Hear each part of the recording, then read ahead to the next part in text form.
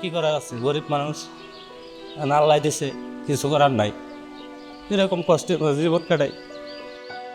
আমার ছেলে যখন অসুস্থতা ধরা পড়লো, তখন তো এগুলা রোগ যে ছিল আমরা বুঝতামই না।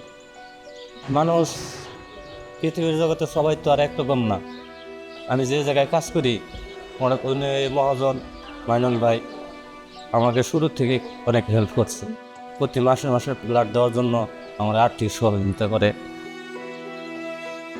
8-10টা ছেলে অনেক কান্নাকাটি করবে জিনিস, বাবা মার কাছে জিনিস নেওয়ার জন্য, কোনোদিনও কান্নাকাটি করবে না।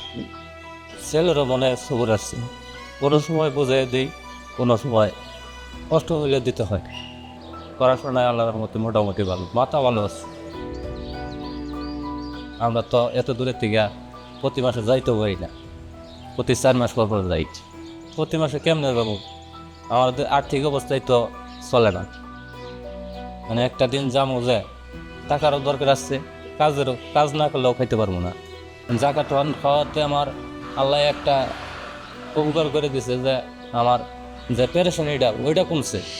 ওই জায়গা থেকে 4,000 টাকার ওষুধ যদি আমাকে দেয়, এই 4,000 টাকার ওষুধ তো আর আমার কিনতে হইতেছে না। এই 4,000 টাকার ওষুধ যদি আমি ছেলের জন্য কিনতাম, তাহলে এদিকে মা আছে, ছোট একটা ভাই আছে, তাদেরকে ভরণ পোষণ করতে আমার অনেক কষ্ট হয়ে যেত।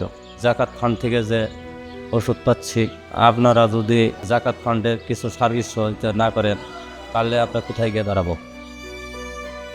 থ্যালাসেমিয়া রোগীর চিকিৎসার্থে জাকাত দান করে এমন দরিদ্র অভিভাবকদের পাশে দাঁড়ান যাদের সামর্থ্য কম, কিন্তু সন্তানের প্রতি ভালোবাসা নয়। এই রমজানে বাংলাদেশ থ্যালাসেমিয়া ফাউন্ডেশনের জাকাত ফান্ডে জাকাত দানের মাধ্যমে সাহায্যের হাত বাড়িয়ে দিতে পারেন আপনিও।